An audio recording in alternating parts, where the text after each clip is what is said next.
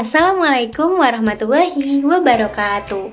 Halo teman-teman semuanya, apa kabar? Jumpa lagi di konten pembelajaran bersama Amel. Kali ini enaknya kita membahas soal apa ya?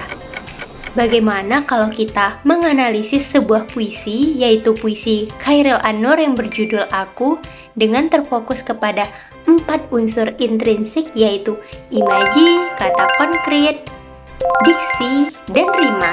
Yuk disimak videonya. Kita bahas dari dasarnya dulu ya. Pengertian imaji menurut Tarigan pada tahun 2008, tepatnya halaman 30, mengemukakan bahwa imaji merupakan usaha sang penyair dengan menggunakan kata-kata yang tepat untuk membangkitkan pikiran dan perasaan para penikmat puisi, sehingga mereka menganggap bahwa merekalah yang mengalami peristiwa tersebut secara jasmania maupun secara perasaan. Sedangkan menurut pendapat ahli lain, yaitu Hasanuddin pada tahun 2012, tepatnya halaman 89, menyatakan bahwa imaji merupakan salah satu cara memanfaatkan saran kebahasaan di dalam sebuah sajak. Dari kedua pendapat ahli tersebut dapat kita tarik postulat ataupun sebuah kesimpulan bahwa imaji merupakan susunan kata yang dapat menimbulkan efek bagi pembaca sehingga pembaca dapat melihat ataupun mendengar sesuatu yang diungkapkan oleh penyair. Teman-teman tahu tidak sih, imaji ini dibagi menjadi beberapa jenis loh.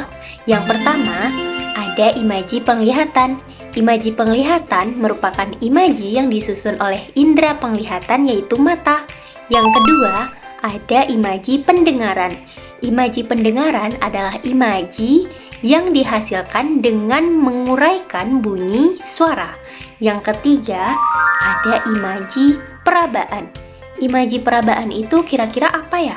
Nah, imaji perabaan adalah suatu imaji yang dapat dirasakan oleh indera peraba ataupun kulit. Yang keempat, ada juga yang dikenal dengan istilah imaji penciuman. Imaji penciuman ini berhubungan dengan kesan ataupun gambaran yang dihasilkan oleh indera penciuman atau yang dikenal dengan hidung. Selanjutnya, imaji pengecapan. Imaji pengecapan adalah imaji yang berhubungan dengan kesan ataupun gambaran yang dihasilkan oleh indera pengecap. Dan yang terakhir, ada yang dikenal dengan istilah imaji gerak. Apa sih imaji gerak itu? Kira-kira apa teman-teman? Nah, imaji gerak ini adalah gambaran tentang sesuatu yang seolah-olah dapat bergerak.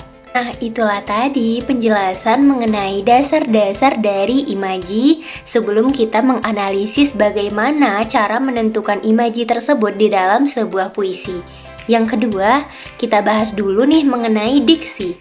Nah, menurut Harimurti Kridalaksana, tepatnya pada tahun 2001 halaman 44, menyatakan bahwa diksi adalah pilihan kata dan kejelasan lafal untuk memperoleh efek tertentu dalam berbicara di depan umum ataupun dalam sebuah karangan yang kita kenal dengan istilah karya sastra. Dalam Kamus Besar Bahasa Indonesia atau yang disingkat dengan KBBI juga dijelaskan bahwa diksi adalah pemilihan kata yang bermakna tepat dan selaras dalam penggunaannya.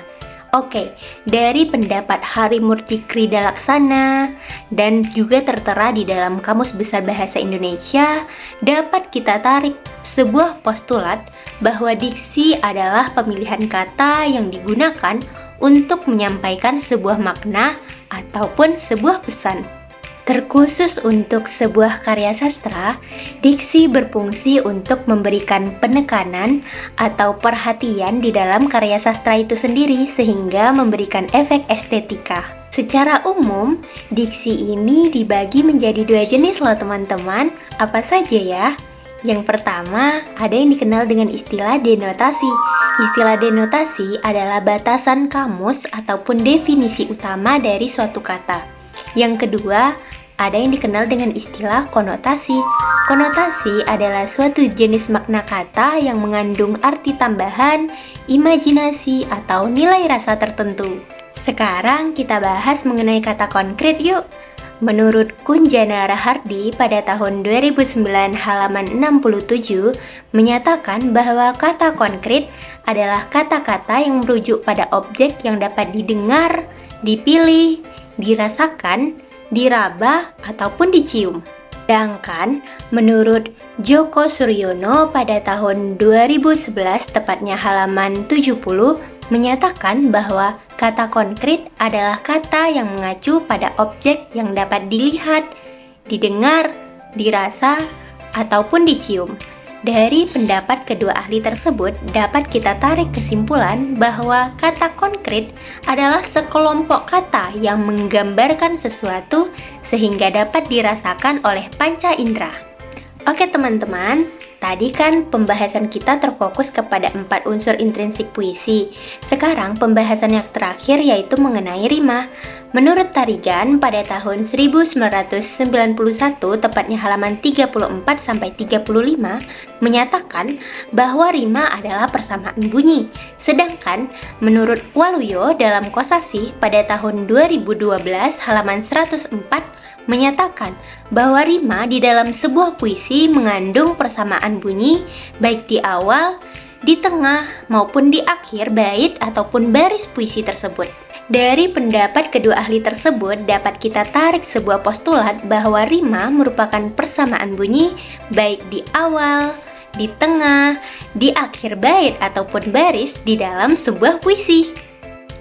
Teman-teman tahu tidak sih bahwa rima ini juga terbagi menjadi beberapa jenis loh.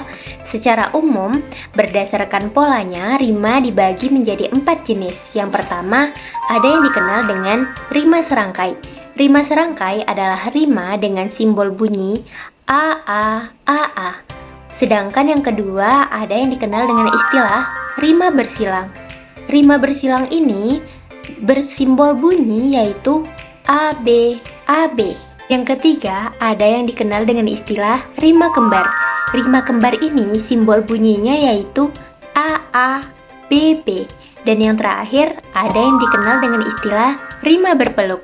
Rima berpeluk ini simbolnya yaitu ABBA. Berdasarkan bunyi dalam kata atau suku kata, rima dibagi menjadi 8 jenis teman-teman. Yang pertama, ada rima sempurna. Rima sempurna adalah rima yang seluruh suku kata terakhir pada akhir barisnya sama. Yang kedua, rima tidak sempurna, yaitu rima yang berirama hanya pada sebagian suku kata saja. Yang ketiga, ada yang dikenal dengan istilah rima mutlak. Rima mutlak yaitu rima yang persamaan bunyinya ada pada kata yang sama. Yang keempat, rima terbuka. Rima terbuka adalah persamaan bunyi yang terletak pada akhir dari suku kata yang diakhiri dengan bunyi vokal. Yang kelima, rima tertutup. Rima tertutup ini persamaan bunyinya diakhiri dengan konsonan. Yang keenam, rima aliterasi. Rima aliterasi adalah rima yang bunyi awalnya ada pada setiap kata dalam satu baris ataupun dalam baris yang berlainan. Yang ketujuh, ada rima asonansi. Rima asonansi adalah rima vokal yang menjadi rangka kata. Dan yang terakhir ada rima disonansi, yaitu penyesuaian bunyi dalam kata atau suku kata. Oke teman-teman, sekarang kita coba yuk untuk menganalisis puisi Aku karya Chairil Anwar dengan berfokus pada 4 unsur intrinsik seperti yang sudah dijelaskan di atas. Sebelum itu, dengarkan video pembacaan puisi ini ya. Aku.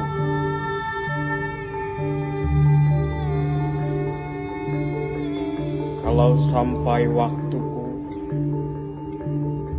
ku mau tak seorang kan merayu. Tidak juga kau.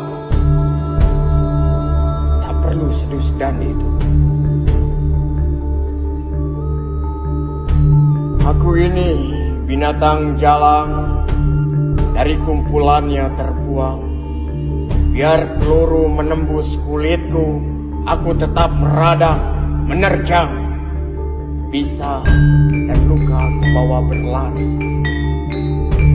Berlari hingga hilang pedih perih. dan aku akan lebih tak peduli. Aku mau hidup 1000 tahun lagi.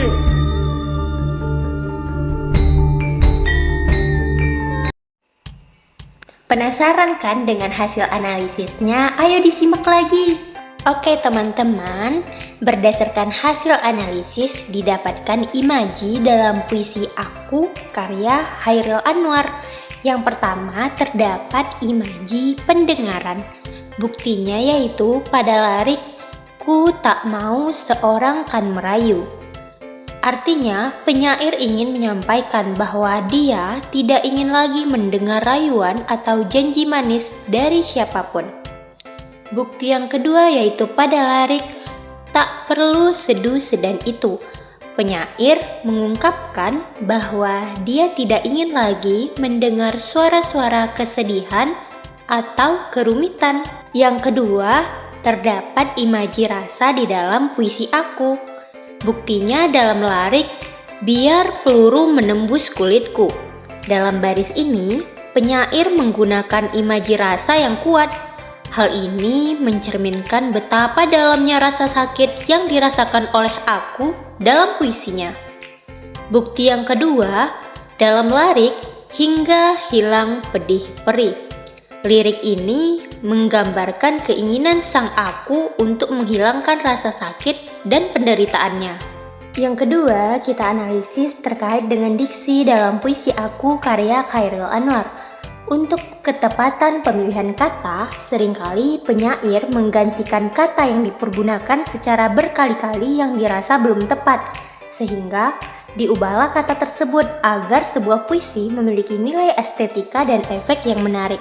Hal ini juga terjadi di dalam diksi puisi Chairil Anwar, seperti pada baris kedua bait pertama, yang mana lirik tersebut berbunyi, Ku mau tak seorang kan merayu, merupakan pengganti dari kata ku tahu. Yang kedua, pada lirik yang berbunyi, Kalau sampai waktuku. Diksi tersebut dapat berarti kalau aku mati. Dan yang ketiga, juga terdapat pada lirik yang berbunyi, Tak perlu seduh sedan itu. Diksi tersebut berarti tak ada gunanya kesedihan itu. Yang keempat, tidak juga kau. Diksi tersebut dapat berarti tidak juga engkau anakku, istriku, atau kekasihku. Yang ketiga, kita analisis terkait dengan kata konkret dalam puisi Aku karya Chairil Anwar. Dalam puisi tersebut terdapat beberapa kata konkret, yaitu yang pertama binatang jalang. Kata binatang jalang digunakan untuk menggambarkan bahwa manusia bertingkah laku layaknya binatang. Kata binatang jalang adalah kata konkret yang menggambarkan sifat kekasaran atau perilaku liar yang dimaksudkan dalam puisi. Yang kedua, pada kata meradang, menerjang digunakan untuk menunjukkan ketidakpedulian.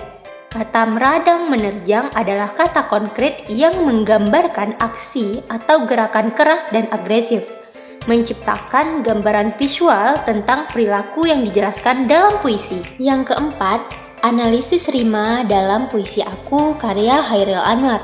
Dalam puisi ini, Chairil Anwar menggunakan gaya bahasa yang khas dan ekspresif. Namun, penting untuk dicatat bahwa dalam puisi ini, rima tidak digunakan dengan cara tradisional seperti dalam puisi-puisi berirama atau berpola. Puisi Aku karya Chairil Anwar cenderung lebih bebas dalam hal struktur dan metrik. Penulis lebih fokus pada ekspresi perasaan daripada mengikuti aturan-aturan klasik seperti rima. Meskipun demikian, ada beberapa bentuk repetisi suara dalam puisi ini yang menciptakan efek fonetis. Meskipun ini bukan rima tradisional. Contohnya dalam baris pertama puisi ini, kita bisa melihat penggunaan kata aku dan akan yang memiliki kesamaan bunyi awal.